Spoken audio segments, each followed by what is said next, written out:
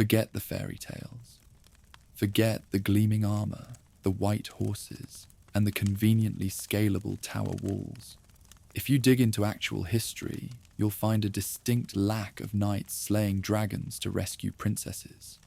In reality, the knights were often the ones locking the princesses up, and the dragons were usually just complicated inheritance laws. The classic trope of the rescue mission. It's a medieval marketing campaign. In the 10th century, if you were a queen who found herself politically inconvenient, you didn't wait for Lancelot. You analysed the guard rotation, pocketed the spare key, and quietly let yourself out the service entrance. You had to rescue yourself. This is the true story of one of those queens.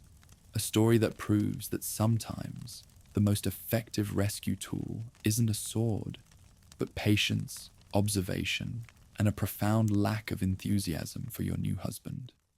Let the world outside fall away. There is only the rhythmic sounds of the hearth.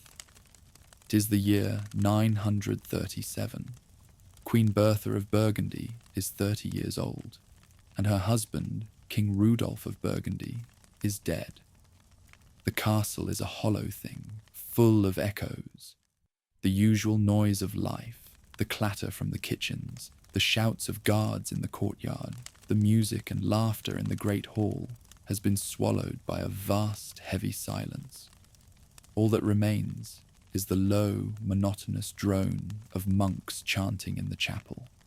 They are being paid to grieve, and they are putting in the hours. Grief is a cloak she wears, but it is not a private one. It is a public garment, woven from scratchy, undyed black wool that chafes her skin. Every courtier, every servant, every visiting lord sees her in it. They see the Dowager Queen, a title that feels less like an honor and more like a label on a very valuable, very vulnerable piece of property. Handle with care.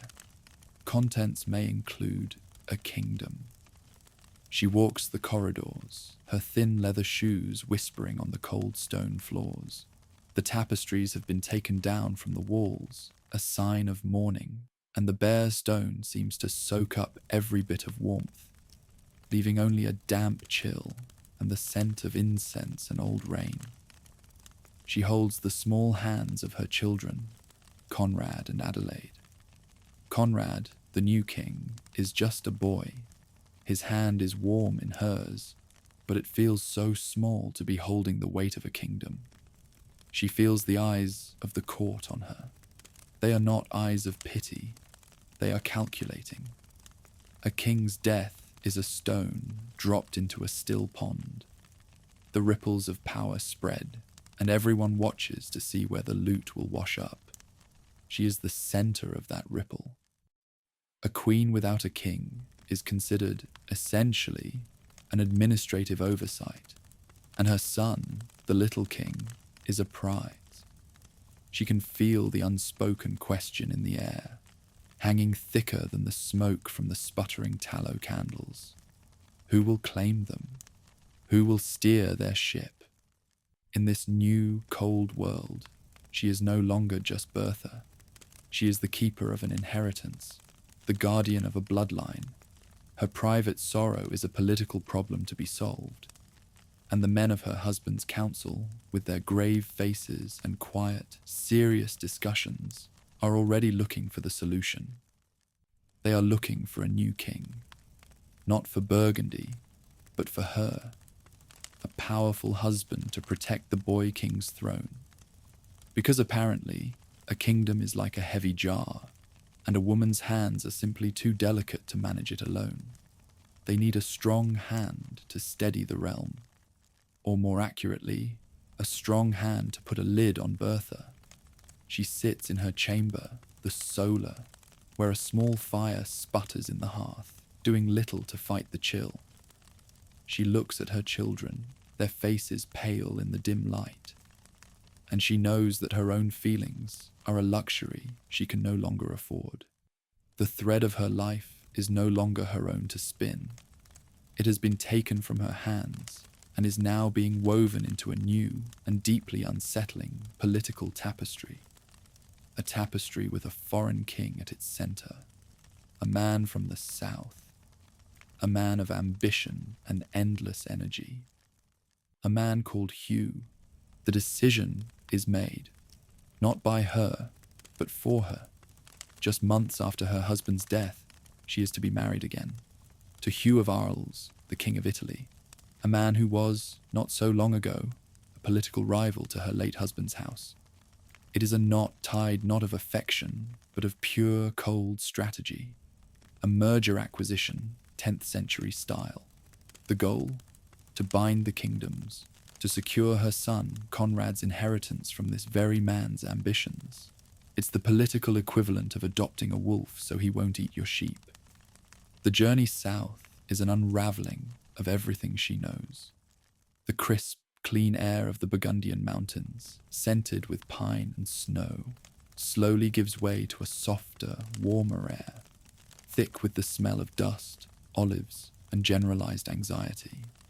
The steady, comforting green of the forests is replaced by the silver grey of olive groves and the stark, sun-baked earth. Her new husband's court in Italy is a shock to the senses. It is a world painted in colours she has only dreamed of. Her Burgundian court, with its honest wools and linens, its sturdy, dark-stained woods, feels a world away. Here, the courtiers are draped in silks the colour of jewels, shimmering crimson, deep emerald, and brilliant blue, woven with intricate patterns she recognizes as Byzantine from the Far East. The fabrics whisper as people walk, a constant, sibilant sound against polished marble floors that reflect the light like dark water. It's all very impressive, provided you don't look too closely at the plumbing situation. Hugh himself is a force of nature. He is not a monster, not cruel in a simple way. He is a man of immense, restless energy. His voice is a constant boom that fills every chamber. His hands are always moving, gesturing, planning. He smells of horse, expensive leather, and arrogance. He is a man who consumes all the air in a room. He is, in short, exhausting. And Bertha, in her quiet Burgundian wools, feels like a ghost at his feast. She is a queen, yes. She is given the seat of honor. She is draped in the same fine silks. But she is a stranger. The language is the same, but the conversations that swirl around her are a tapestry of alliances and rivalries she is not a part of. The food is a parade of wonders. Dishes seasoned with ginger and saffron, sweet and sour sauces, figs and dates mixed with roasted meats, but it all tastes of ash in her mouth. This is her prison, not a dungeon with stone walls and iron bars, but a beautiful, gilded cage. She is surrounded by luxury, but she has no power, no privacy, no voice. The ladies in waiting assigned to her are polite, their smiles like painted masks. They are Hugh's eyes and ears. Every word she speaks, every sigh, is noted and reported. Her children are with her, but they are watched too. Conrad, the little king of Burgundy, is now a pawn in an Italian court. Her marriage, as the chronicles would later say with quiet understatement, was not a happy one. Hugh is a man of many appetites, and fidelity is not among his virtues. He collected mistresses like some men collect hunting dogs. Bertha is simply another acquisition, a political piece on his great board. She is the Dowager Queen of Burgundy, the mother of the heir, a symbol, an object, a very shiny hood ornament for his Italian kingdom. At night, in her vast, lonely bedchamber, she lies awake. The bed is draped in heavy silk, the air is scented with rosewater, but she feels a chill that no fire can warm. She is a queen, and she has never been more powerless. But even in this gilded cage, a quiet, stubborn part of her refuses to break. She cannot fight him with swords or armies. She cannot win with loud words or bold demands. So she begins to do the only thing she can. She watches, and she listens. She begins to learn the shape of her cage, not to accept it, but to find the lock. Bertha's days fall into a quiet, unvarying rhythm, a pattern prescribed for a queen with no real role. She is an ornament, expected to be pious, dignified, and silent. And so she is. She attends mass. She presides over her ladies-in-waiting in the solar, their needles making tiny, perfect stitches in fine linen. She learns to smile a serene, empty smile. But behind her eyes, she is working. Her mind, sharp and hungry, begins to map the world within the castle walls. While her hands are busy with a spindle or a piece of embroidery, the placid, acceptable work of a noble woman, her senses are charting the hidden life of this place. She is no longer just seeing, she is observing. She learns the castle's daily symphony. The first sound is not the birds, but the distant, rhythmic clang of the blacksmith's hammer from the bailey, starting his work in the pre-dawn dark. Then the rumble of the provision carts arriving at the kitchen gate, the baker's sleepy shout to his boy. She learns to tell the time of day by these sounds. She sits at her window, seemingly lost in thought, but she is watching the courtyard below. She sees the patterns people make, the path worn into the grass by the laundresses on their way to the river, the spot by the stables where a certain guard, the one with the red beard, takes a long drink from a wineskin when he thinks no one is looking. She notices the cook's daughter who slips extra bread to the stable boy, and the way they look at each other when they think they are unseen. These are the human threads in the great tapestry of the castle, the small weaknesses, the hidden loyalties. Her official duties as chatelaine, the mistress of the household, become her cover. It is her responsibility to oversee the running of the castle, and she does so with a new, meticulous focus that everyone mistakes for pious diligence. When she inspects the larder, she is not just counting sacks of flour. She is noting the storeroom's second, little-used door that leads out to the kitchen garden. When she speaks with the head of the guard, she asks innocent questions about the night patrols, framing it as a concern for her children's safety. She learns which sections of the wall are least watched after the midnight bell. Her ladies-in-waiting chatter as they sew, their talk a river of gossip about court intrigues, flirtations, and slights. Bertha listens, her needle moving in a steady rhythm. She learns who is in favour with Hugh and who has fallen out, who is ambitious, who is resentful, who is loyal only to coin. She is weaving a map, not of thread, but of people. A map of the castle's soul. The men of the court, Hugh included, see a quiet, beautiful queen, gracefully accepting her fate. They see a woman occupied with womanly things. Her children, her prayers, her needlework. They see the tapestry. She sees the rats chewing the threads behind it. They do not see the sharp, intelligent mind behind the placid face. A mind that is taking the chaotic, noisy, arrogant world of men and laying it out piece by piece until she understands the entire machine. She is not plotting in the way a man would plot, with secret meetings in dark corners. Her rebellion is quieter, more patient. It is an act of deep, sustained attention. She is learning the rhythms of her prison so that one day she can use those very rhythms to walk away.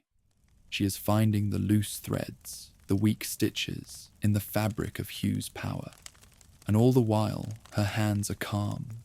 Her face is serene.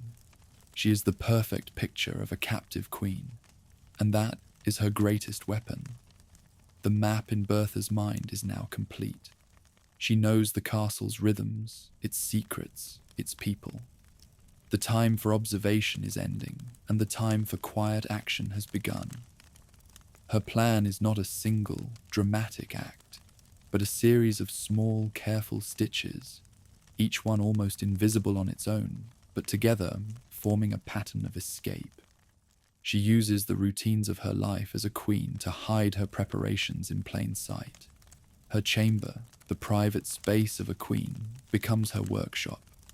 Late at night, when the castle is quiet, and the only light is from a single, clean-smelling beeswax candle, she works.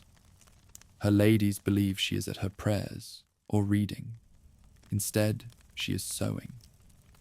She takes a simple chemise, the linen undergarment she would wear beneath her woolen gown. Not a fine one of bleached white linen, but a plain, sturdy one of an undyed oatmeal colour, the kind a travelling merchant's wife might wear. With a strong thread, she begins to stitch a few small, heavy gold coins into the thick, doubled hem. The needle makes a soft, rhythmic shush-shush sound as it passes through the fabric. Her breathing is slow and steady. This is work she knows. It is calming. Each stitch is a step closer to Burgundy.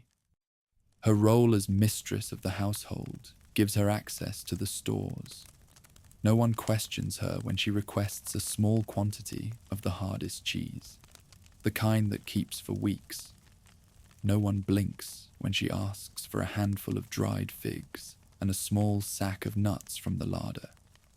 These are, for her children, she might say, a special treat. But she wraps them carefully in a piece of clean cloth and hides them in the bottom of a small leather pouch, tucked away in the carved wooden chest that holds her plainest belongings. Escape requires snacks. She needs a reason to leave the castle walls, an excuse that no one, not even the suspicious Hugh, would dare to question. Piety is the perfect cloak. For weeks, she speaks of a small, obscure shrine to a local saint, a day's ride from the castle. She talks of a desire to make a pilgrimage, to pray for the health of her children, for the soul of her late husband, even for the prosperity of her new husband, King Hugh. It is the perfect performance of a devout queen. She requests permission to go, with only a small retinue, as befits a humble pilgrim. Hugh, busy with his endless political games, distracted by rebellions in the north and flatterers at his elbow, grants her request with a wave of his hand. It is a matter of no importance to him. He probably assumed she was praying for him. He assumed that a lot. She chooses her companion carefully, not one of the chattering, ambitious ladies of the court, but a quiet, older woman who came with her from Burgundy, a servant whose loyalty has never wavered. This woman, Elsbeth, has a face as calm and steady as a mountain lake. She understands without needing to be told. She sees the plan in Bertha's eyes and simply nods. Together, they prepare 2 sets of clothes. Not the silks of the court, but simple, dark wool gowns, sturdy and plain. They pack the small leather pouch with the food. They gather 2 warm cloaks. Everything is done slowly, calmly, over many days, so that no single action seems unusual. The night before the pilgrimage, Bertha lies in her great canopied bed. The castle is finally asleep. She can hear the distant cry of an owl, a sound from the world outside the walls. She feels the weight of the coins in the hem of the chemise, folded neatly in her travel pack. She is not afraid. She is calm. She is observed. She is prepared. Tomorrow, she will simply walk out of the gate, disguised as a pious queen on a holy errand, and she will not come back. The thread of her life is finally, once again, in her own hands. The morning of the pilgrimage dawns cool and grey. A soft mist hangs over the castle courtyard, muffling the sounds of the waking household. Bertha and her small party of pilgrims, a few guards, a priest, and her loyal Elsbeth, ride out through the main gate. Bertha is veiled, her head bowed like a proper penitent. No one pays them much mind. It is a common enough sight. They ride for half a day, following the road to the shrine. The air is damp and smells of wet earth and decaying leaves. At a fork in the road, by a small, unremarkable stone bridge, Bertha gives the signal. She and Elsbeth rein in their horses, letting the rest of the party ride on ahead.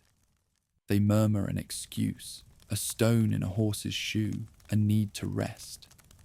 The guards, bored and eager to reach the village inn, barely notice. As soon as the main party is out of sight around a bend, Bertha and Elsbeth turn their horses north. And just like that, they are free. The feeling is not a great, soaring explosion of joy. It is a quiet, spreading warmth, like the first rays of sun after a long, cold night. The world suddenly feels immense and real.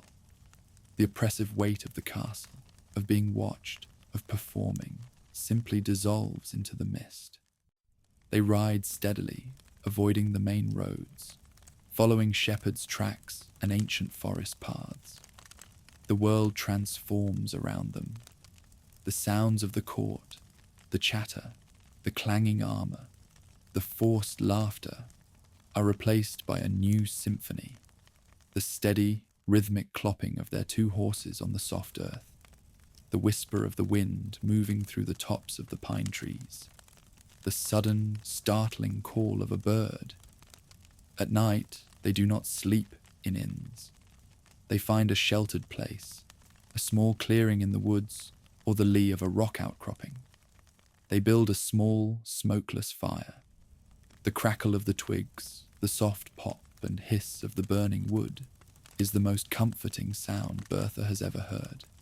They eat their simple meal of hard cheese and dried figs, and the taste is more satisfying than any of the elaborate spiced dishes from the king's table.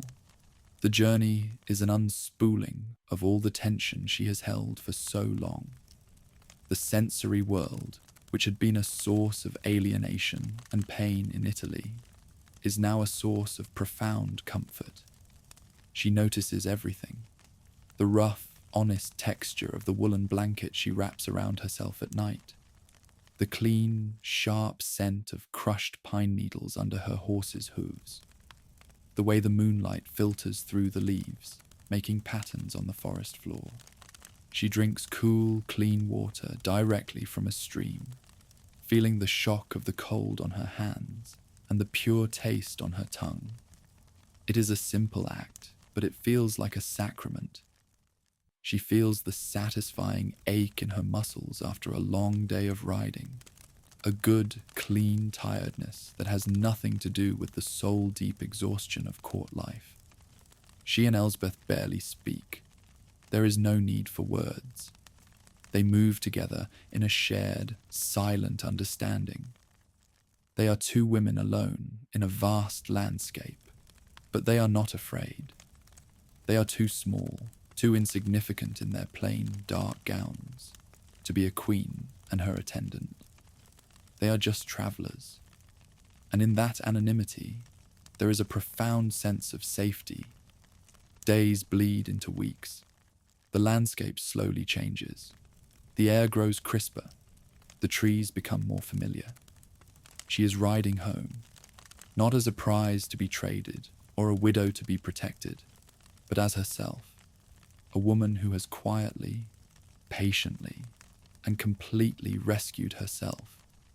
The thread is leading her north, back to Burgundy, back to her children, back to her own life.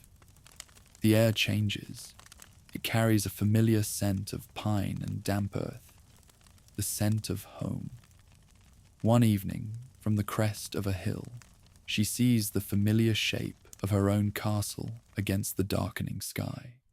She has made it back to Burgundy. There is no grand, triumphant return. She and Elsbeth arrive at a small, quiet postern gate, the one used by servants and tradesmen. She does not announce herself as the queen who was stolen away, but as the lady of the house who has come home. The reunion with her children is a quiet, fierce thing. She holds Conrad and Adelaide, breathing in the scent of their hair, feeling the solid, real warmth of them in her arms. In their eyes, she is not a political pawn or a king's unwanted wife. She is simply their mother. And in that moment, she knows her victory is complete. She re-establishes her household, her quiet authority flowing back into the castle as if she had never left. Her Burgundian servants, who had been rudderless in her absence, welcome her with a loyalty that is deep and unspoken. She hears her own language, her own dialect, and the sound is as comforting as a warm blanket. The castle, which had been a place of cold grief after her first husband's death, now feels like a sanctuary, her sanctuary. She knows Hugh will not come for her, not with an army at least. She had read his weaknesses correctly. His grasp on Italy was always tenuous, built on bribery and shifting alliances. He is a man beset by rivals, with rebellions flaring up like wildfires. A runaway wife is an embarrassment, but a war to reclaim her would be a folly he cannot afford. He is too busy trying to hold his own kingdom together, and Bertha knows, with a certainty that settles deep in her bones, that he will fail. She simply has to wait. Her life becomes a quiet routine of purpose. She oversees her children's education. She manages her lands with a shrewd and careful hand. She sits with her ladies, and this time, the spinning and the needlework are not a performance. They are acts of creation, of bringing order and beauty back into her world. Her victory is not loud. It is not celebrated with banners and trumpets. It is a victory of patience, of intelligence, of knowing when to be still and when to move. She did not need a knight in shining armor to rescue her from the tower. She simply observed the tower's construction, found the key that was left in the lock, and quietly let herself out. She has reclaimed not a throne, but herself. And now she can finally begin to weave the life she was meant to have, a life of her own making, thread by patient thread. The fire in the priory hearth has burned low. It is little more than a bed of glowing orange embers now, pulsing softly in the darkness. The spinning wheel is still. The room is quiet, wrapped in a deep and gentle peace. The old queen, Bertha, lets the last length of spun yarn fall from her fingers. The spool is full. The work is done for the night. She looks into the dying fire, and the faces of her life look back at her. She sees her children, grown and powerful. Her son, Conrad, who ruled Burgundy not with the restless ambition of men like Hugh, but with a steady hand that earned him the name, the Peaceful. And her daughter, Adelaide, bright and strong, who wore the crown of the Holy Roman Empress, a woman of immense influence and wisdom. The thread of her life, which once seemed so tangled and knotted in that Italian court, had smoothed itself out. After Hugh's power finally crumbled, just as she knew it would, she never married again. She had had enough of being a queen in a king's court. She chose instead to be the architect of her own peace. She built this priory, stone by stone, a place of quiet prayer and work. She taught the women of the villages to spin, giving them a craft that was both practical and beautiful, a way to create strength and warmth from their own hands. She became the story they told their children, not of battles and crowns, but of the good Queen Bertha, who rode through the land with her spindle, always working, always creating. Her life was not a fairy tale. It was something far more real and far more satisfying. A story of quiet resilience. A story of a woman who learned that the strongest threads are not spun from gold and silk, but from patience, wisdom, and knowing exactly when to leave the party. The last ember of the fire gives a soft sigh and fades to grey. The room is dark now and warm. The scent of beeswax and old stone hangs in the air. The story is finished. The thread is spun. All that is left is the quiet, the deep, comfortable silence. Feel the weight of your own blankets. Listen to the sound of your own breathing, slow and steady. There is nothing left to do, nowhere left to go. Just this warmth, this peace. It is time to rest, time to sleep. Good night.